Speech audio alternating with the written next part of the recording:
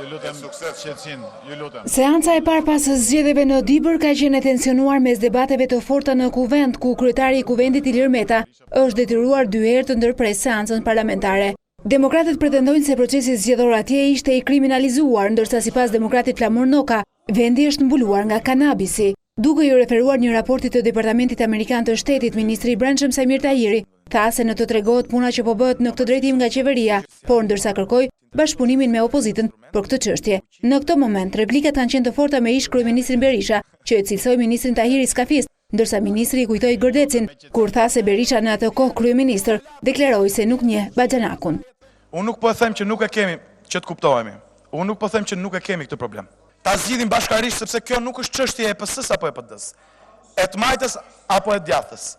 Dakor.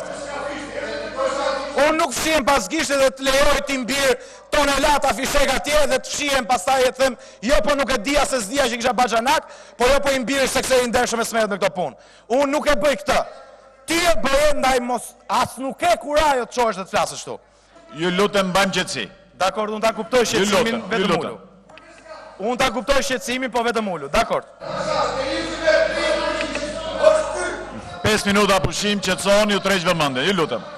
Por ish kryeministri Berisha akuzon qeverinë si bashkëpunëtore të krimit, përmes të cilit mori bashkinë e Dibrës. Sipas tij, vendi është mbuluar nga parcelat e kanabisit, ku rezulton se janë 20 milionë rënj në të gjithë vendin. Por kjo situatë është e papranueshme, tha Berisha, ndërsa bëri thirrje qytetarëve të rrëzojnë qeverinë.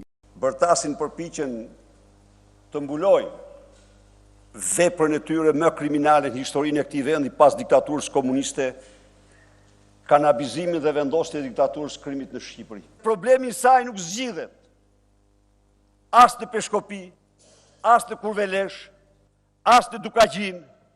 Problemi i saj zgjidhet vetëm në Tiranë. Ju bëj thirrje ju, qytetarë dhe qytetarë të Tiranës, të japim durt kësaj organizate kriminale. Ta rrëzojmë sa më parë. Kryeministri Rama me ironi ka përshëndetur paraardhësin e tij në qeveri, kur tha se e fal tij, Hollywoodi ka prodhuar filmin War Dogs, çka ka sjellë reagimin e ashpër të Flamur Nokës, i cili nuk lejoi të vijonte seanca deri në ndërprerjen e saj.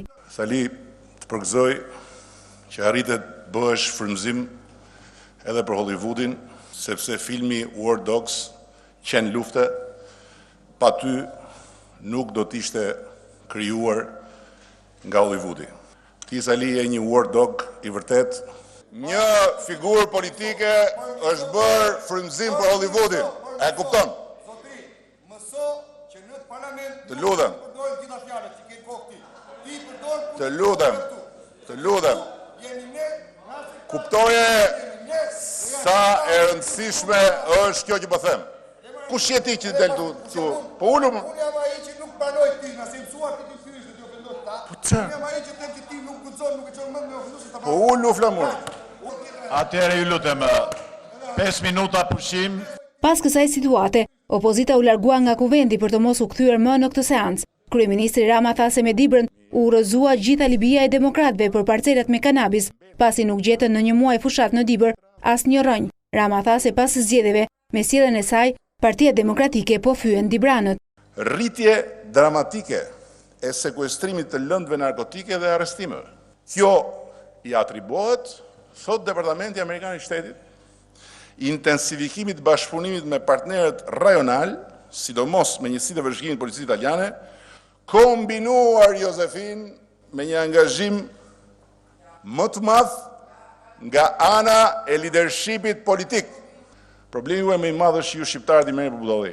Dhe problemi juaj shtrihet më tutje kur ju jo vetëm që mendoni, por dhe e thoni që u shqiptarët nuk votojnë siç keni qef ju, e kanë fajin ata. Dhe arritët kulmin me Dibrën. Kulmin. Kryeministri Edi Rama tha se qeveria po vijon të përballet çdo ditë me problematika të trashëguara nga keqqeverisja e para 2013-s.